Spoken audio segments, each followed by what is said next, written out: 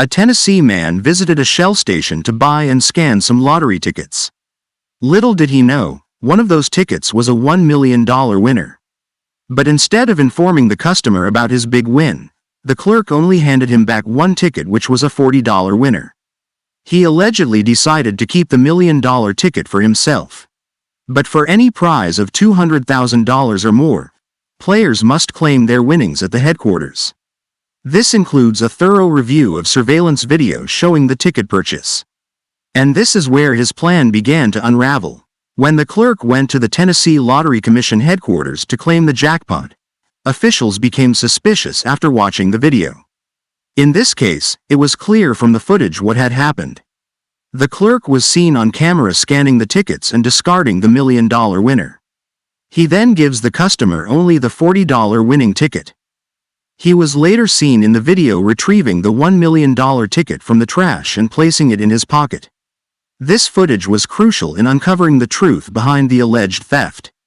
The clerk was arrested on felony theft charges. His bond was set at $100,000, and he was being held at the Rutherford County Adult Detention Center. The sheriff's office also reviewed the video to identify the rightful winner. Detectives then contacted the man. He said he had only scratched off the barcode to save time and didn't realize he had won until authorities contacted him to explain the situation. So he had bought two winning tickets. One for $40 and the other for $1 million. This case highlights the importance of transparency and security measures in lottery operations. It also serves as a reminder to always check your tickets thoroughly.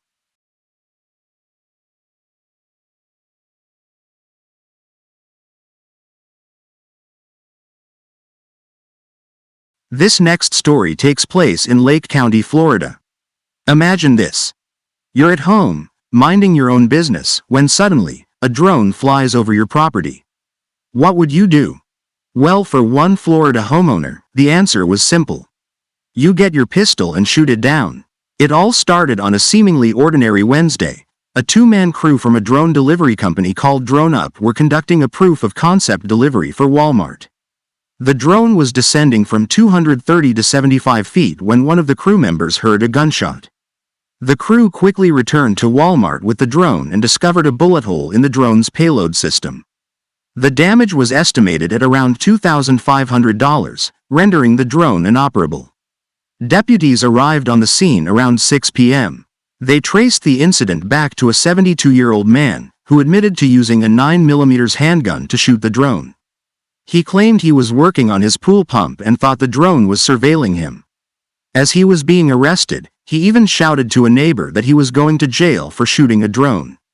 He was facing several serious charges, including shooting or throwing a deadly missile into dwellings, vessels, or vehicles, criminal mischief damage of over $1,000, and discharging a firearm in public or on residential property. He was booked later that evening and released the next day after posting a $13,500 bond. This incident raises important questions about privacy, property rights, and the use of drones in our communities. And some of the comments on Facebook seem to reflect that sentiment. Some even blamed Walmart for the invasion of privacy and not warning residents in advance. That sounds like a pretty valid argument. Walmart has been rolling out drone deliveries as part of a new initiative to enhance their delivery services. This particular drone was part of a neighborhood demonstration by Drone Up, aiming to showcase the potential of drone deliveries. However, incidents like this highlight the challenges and concerns that come with integrating drones into everyday life. From privacy issues to safety concerns, there's a lot to consider. For example, suppose the drone accidentally dropped a package onto your property and caused damage. That's certainly a possibility that delivery companies should take into consideration. Just imagine the drone losing power, then falling into the man's yard and hitting him in the head. Instead of being arrested, he would probably be awarded millions in damages. So, what do you think? Should Walmart or the drone company have informed people that they would be flying drones over their houses? Was the homeowner justified in his actions, or did he overreact? Let us know in the comments below.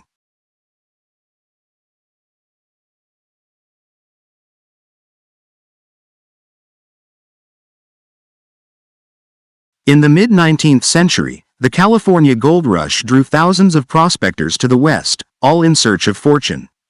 Among the treasures unearthed was a 27-ounce gold nugget the size of a goose egg. A coin shop owner named Bob Campbell brought this historic nugget to the Long Beach Expo, hoping to sell it for over $80,000. But what happened next was straight out of a crime thriller. Surveillance footage from a nearby vendor shows a thief checking locks and looking around to see if anyone is watching. You can see him here wearing a black shirt with a distinct gold or yellow design on the back. Taking advantage of a defect in the display case, he managed to wiggle his hand inside and steal the nugget.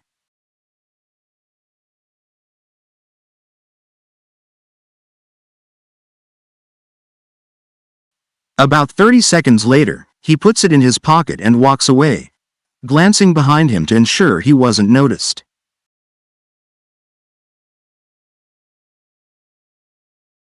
Campbell later said in an interview, "Everybody says, oh, he's covered under insurance.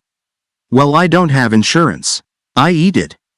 He further added that the nugget is believed to be an original gold rush nugget from the mid-19th century, making it worth far more than its weight in gold. Campbell emphasized that melting it down would result in a financial loss due to its rarity and provenance.